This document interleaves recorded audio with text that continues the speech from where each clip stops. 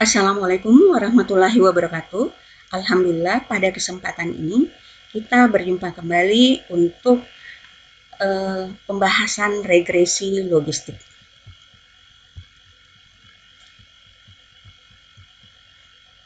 Nah, sebelumnya kita sudah membahas mengenai regresi linear atau dalam hal ini analisis regresi. Analisis regresi digunakan untuk menganalisis hubungan dan pengaruh antara variabel bebas atau independen dan variabel terikat atau dependen. Variabel input biasa juga dikatakan sebagai variabel bebas, karena variabel inilah yang kemudian merupakan faktor yang mempengaruhi variabel output. Nah, variabel output yang merupakan variabel terikat. Nah, sehingga kalau kita mengatakan bahwa variabel input itu sebagai variabel bebas, kemudian variabel output sebagai variabel terikat. Model regresi terdapat model nonlinear dan linear.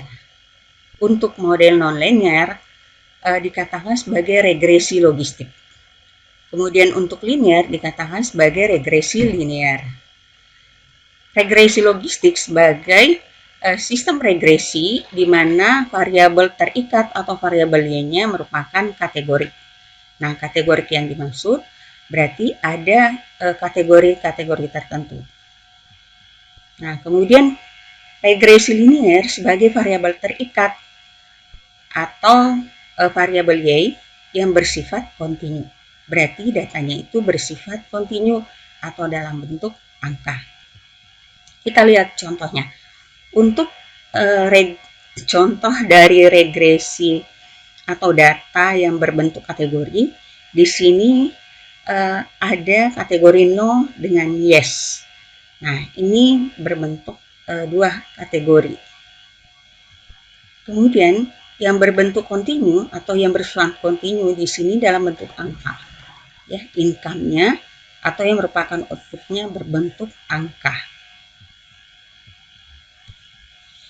Regresi logistik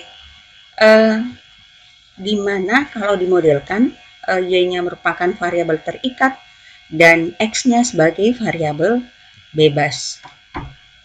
Nah, kenapa diperlukan sebuah regresi logistik di samping regresi linear yang sudah ada?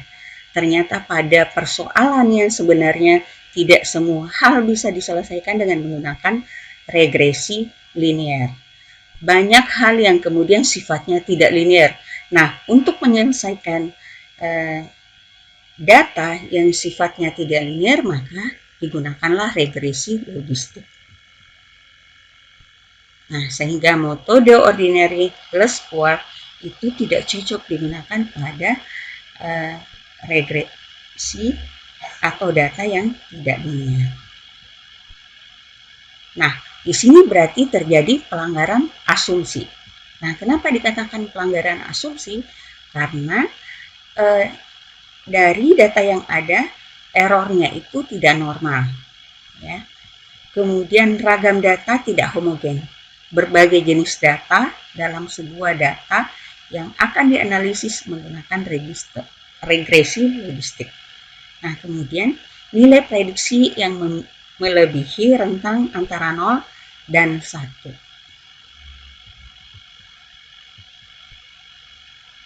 Kita mengulik jenis regresi logistik. Jenis regresi logistik yang pertama, regresi logistik binar.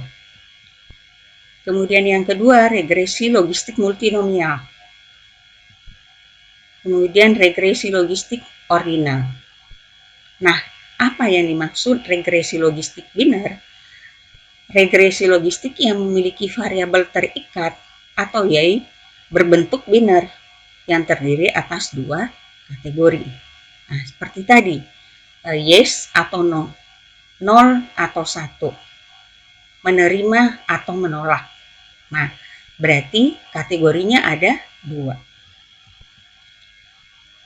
Regresi logistik multinomial merupakan variabel terikat di mana dia memiliki variabel terikat lebih dari dua kategori.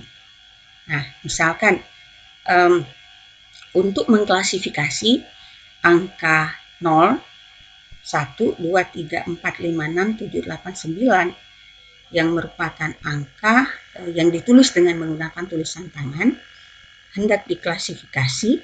Nah, berarti output dari klasifikasinya itu sebanyak 10 ya, dari 0 sampai 9. Berarti output klasifikasi atau kategorinya lebih dari 2 kategori.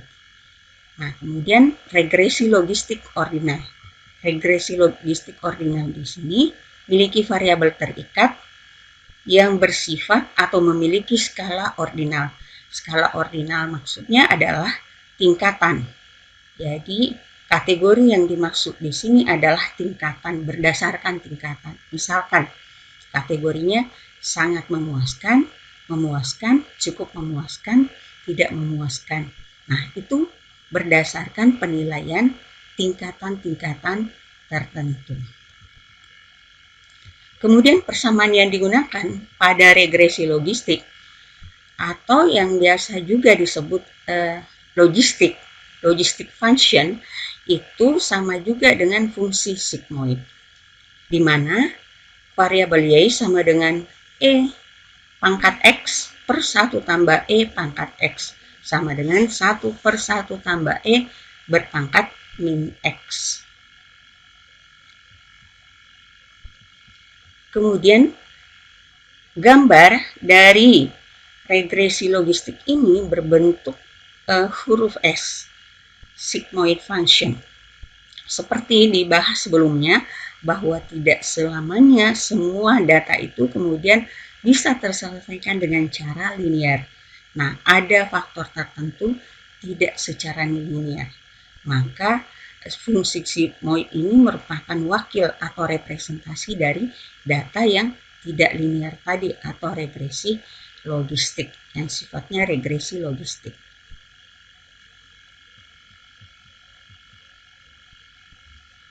Kemudian kalau misalkan variabel yang dimiliki dalam analisis regresi tersebut itu lebih dari satu variabel input atau lebih dari satu variabel bebas, maka kita menggunakan rumus fungsi sigmoid sama dengan y sama dengan 1 per 1 tambah e berpangkat minus B0 tambah B1 dikali X1 tambah B2 kali X2 tambah Bn dikali Xn.